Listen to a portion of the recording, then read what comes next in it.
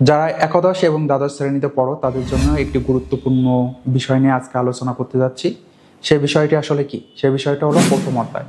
এখন প্রথম অধ্যায় আমি তোমাকে এত সহজ করে শিখাবো, এর মতো সহজ পৃথিবীতে আর হতে পারে না। তুমি আইসিটি বইটা কিভাবে পড়বা? বই ধরবা, তারপরে এক পাশের থেকে শুরু করে টানা পড়তে থাকবা যে না আমি একটা পয়েন্টও বাদ দিব না, এরকম ভাবে পড়বা? একদমই না। যার রোল 1, যার রোল 2, যার রোল 3 বা যার রোল 10, তার কাছে তুমি যদি শোনো যে ভাই তুই কয় ঘন্টা পড়িস, সে কি বলবে জানো? আমি অনলি 3 আওয়ার্স পড়ি, আমি অনলি 1 আওয়ার্স পড়ি। সে কম সময়ের কথা বলে, কিন্তু ওই শয়তান কিন্তু বলে না, কি বলে না বলতো, যে সে কিভাবে পড়ে। হয়তোবা সে একটা ভালো একটা টিচার পেয়েছে, যার কারণে সে মনে করো অল্প পড়ে পাঠপুট নিয়ে চলে, কিন্তু তুমি অনেক বেশি পড়েও ভালো রেজাল্ট করতে পারতেছো না। তাহলে এই ক্লাসটা তুমি দেখো, খুব গুরুত্ব সহকারে দেখো।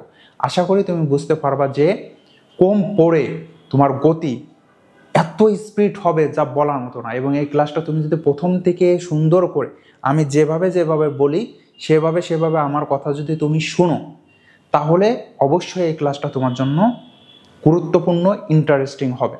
তাহলে দেখো, আমি মাত্র 5টা পয়েন্ট বলবো। কয়টা পয়েন্ট? 5টা পয়েন্ট। এই 5টা পয়েন্টই তোমার হচ্ছে 99% আসার সম্ভাবনা আছে। এই 5টি পয়েন্ট নিয়ে পরবর্তী ক্লাসে আমি আলোচনা করব। আজকে এই পর্যন্ত।